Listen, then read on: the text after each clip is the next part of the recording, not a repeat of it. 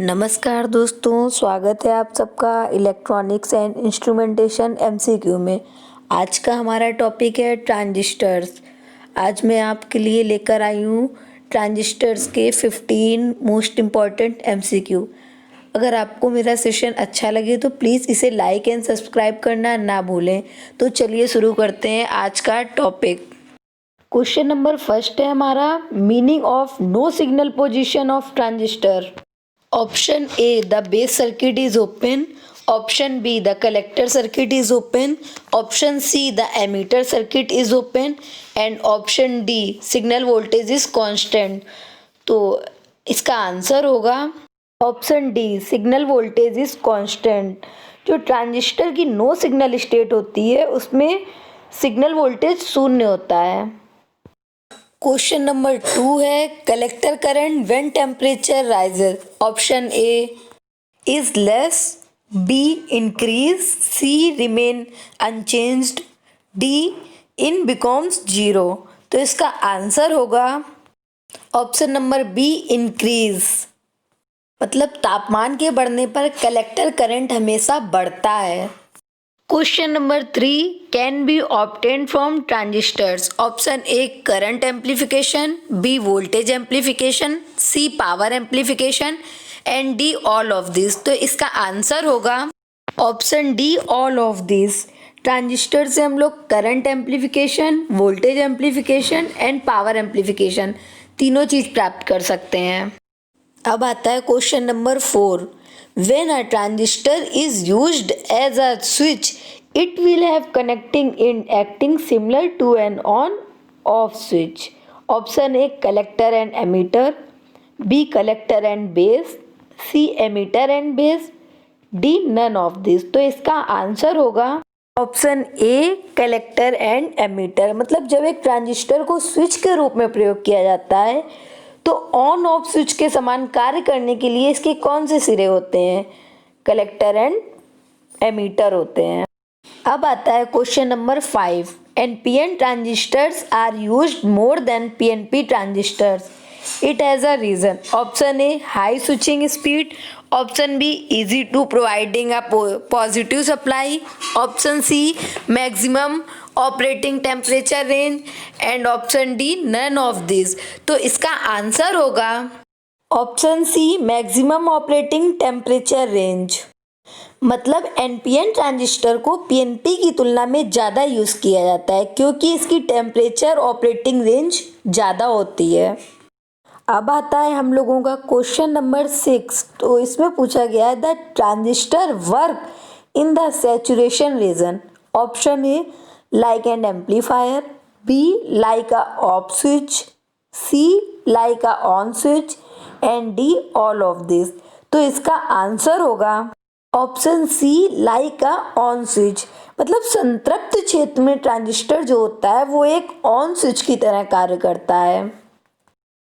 अब आता है question number 7, transistor work in inverse active region. Option A, like a amplifier, B, like a off switch, C, like a on switch and D, all of this। तो इसका answer होगा option A, like a amplifier। मतलब व्युत्क्रम सक्रिय क्षेत्र में transistor का कार्य जो होता है वो एक एम्पलीफायर की तरह होता है।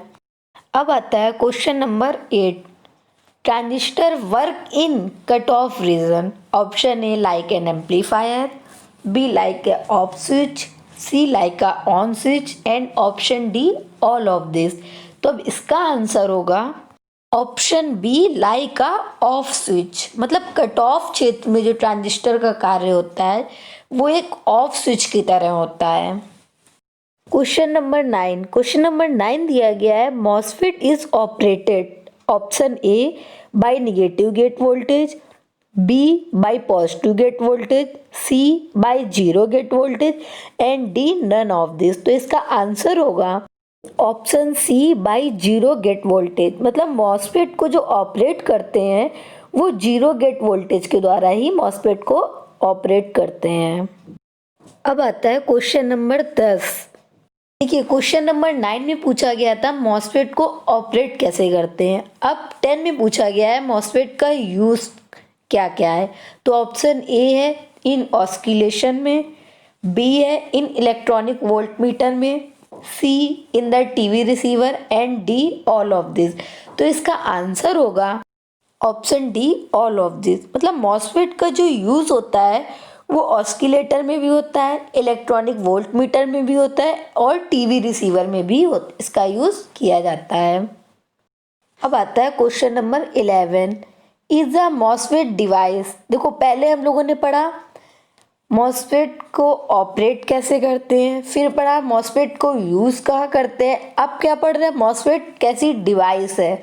तो ऑप्शन ए है voltage controller, B current controller, C charge controller and D resistance controller. तो इसका आंसर होगा ऑप्शन ए वोल्टेज कंट्रोलर। तो मतलब मॉसफेट जो है वो वोल्टेज कंट्रोलर डिवाइस होती है। अब आता है question number 12, there are terminals in the fate.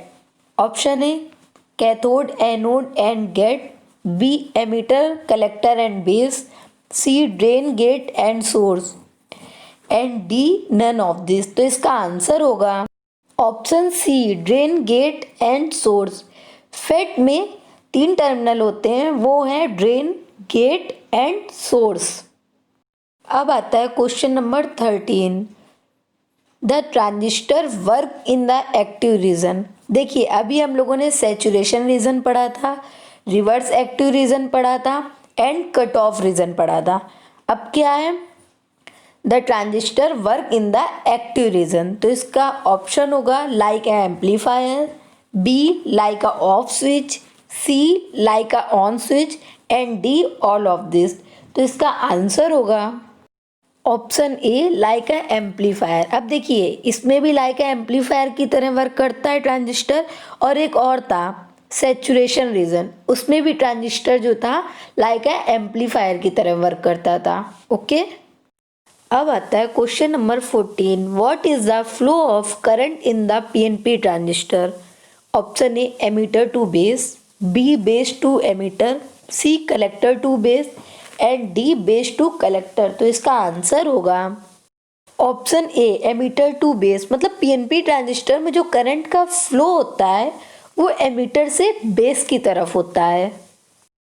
अब आता है question number 15, what is the flow of current in the NPN transistor. अभी क्या पूछा गया था, पीएनपी ट्रांजिस्टर, अब पूछा गया है एनपीएन ट्रांजिस्टर। तो ऑप्शन होगा emitter to base, B base to emitter, C collector to base and D base to collector. तो इसका आंसर होगा option B base to emitter. देखो पीएनपी में जो था करंट का फ्लो वो एमीटर टू बेस था, और एनपीएन में जो करंट का फ्लो है वो बेस टू एमीटर है।